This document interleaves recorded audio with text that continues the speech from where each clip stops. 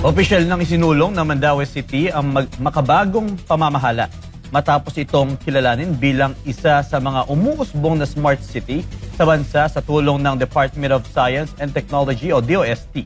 Narito ang detalye ni Jim Rebiosa.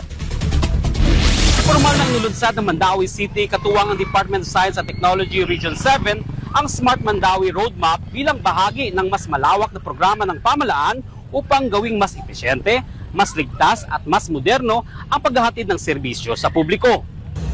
3, 2, 1, welcome to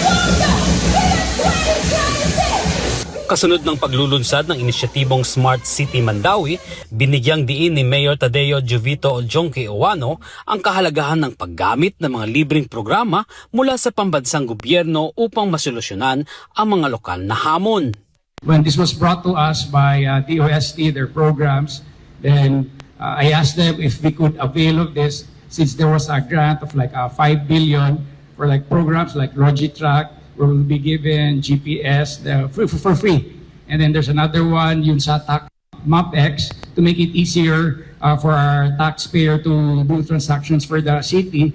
And another one is BEST for the barangays to collate all the data. So these are free from DOST. So all we need to do was just to tap in coordination with our planning office, whatever they need, we just provided it for them.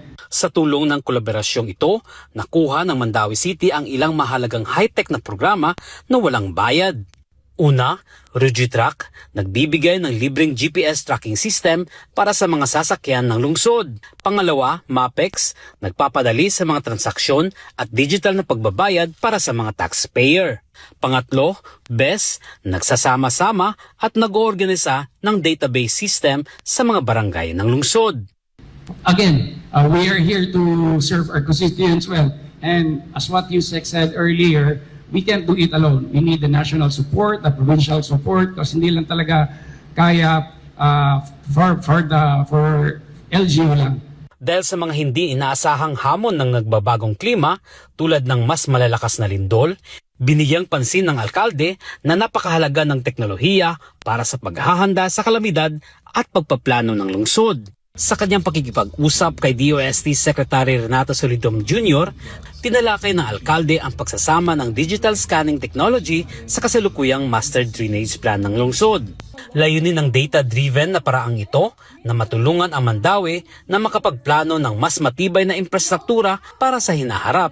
And for the Mandaue program, they are able to avail of our the Smart City project, and there was a sharing of resources, there's funding for the digital twin, which enables GIS combined with their own technologies in the planning team, the mapping, to be able to have a very good urban planning, looking at the future, and also trying to align, to adapt, like how are we going to match the DOST technologies to the needs of the Mandaue, no? Sa huli, itinuturing ng alkalde na ang pakipagtulungan sa DOST ang unang mahalagang hakbang para sa pangmatagalang kaligtasan ng lungsod ng Mandaue, patungo sa pagiging isang matalino at matatag o smart and resilient na lungsod. Sa pamamagitan ng makabagong inisyatibong ito, inaasahang mas mapapabilis ang serbisyo at mas mapapalapit ang pamahalaan sa bawat Mandauehanon. Patunay na ang teknolohiya ay mahalagang katuwang sa pag-unlad ng lungsod.